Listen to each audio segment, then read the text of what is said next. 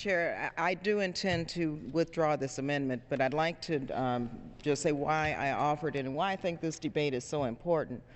We're talking about now trying to address a deficit which we all want to address. We do not want to leave this debt to our children and our grandchildren. That's a given. The big issue, I think, for many of us is how do we get there and what do we do and how do we ensure that we have a budget that reflects, yes, our national security priorities, but also a budget that protects the most vulnerable in our country, and a budget that ensures that we have priorities to create jobs and to turn this economy around. And so I believe that we have to talk about not only discretionary spending and entitlement cuts, which the other side is talking about and making such an issue of.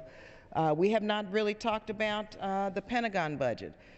We have not talked about looking at what it would mean if we cut the defense budget back to 2008, as the Republicans want to do with regard to our domestic discretionary spending.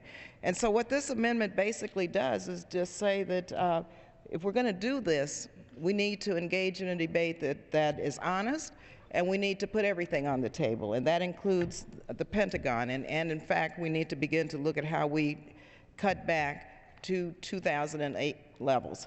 We all know that there's waste, fraud, and abuse in the Pentagon. We still haven't been able to come up with a way to audit the Pentagon funds, and so we need to do that. I think we should actually put a freeze on defense spending until we know where our tax dollars are going, and until we know that our tax dollars are being spent in a prudent way. We don't even know that because we can't even get an audit of the Pentagon. We also need to recognize that there are weapon systems that either do not need to be built because they have nothing to do with our national security interests now. I mean, we're out of the Cold War. We're looking at asymmetrical warfare. We need to have a research and development program and a defense budget that reflects this new world that we're in, rather than going back to Cold War and developing these Cold War era weapon systems. So there are billions of dollars in those accounts.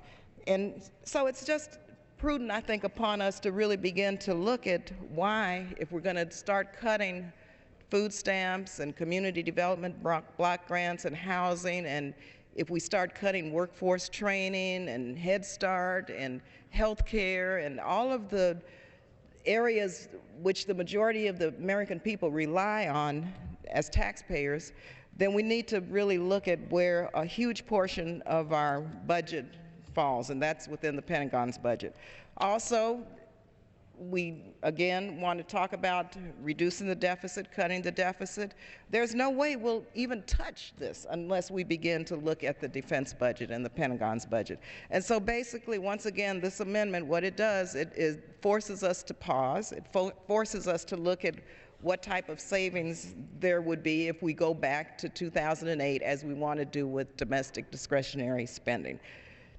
Again, I hope that we can discuss this amendment, have this debate. I know that there are not enough votes to get this passed, but I do know that we need to begin this process of looking at and examining the defense budget so that the American people can know where their tax dollars are going, and to recognize that there are billions of dollars in waste, fraud, and abuse that we need to look at in the Pentagon budget, and we need to put all of this on hold and go back to 2008 levels, be honest with the American people, and begin to have some real debate about deficit reduction, job creation, and the reduction of spending.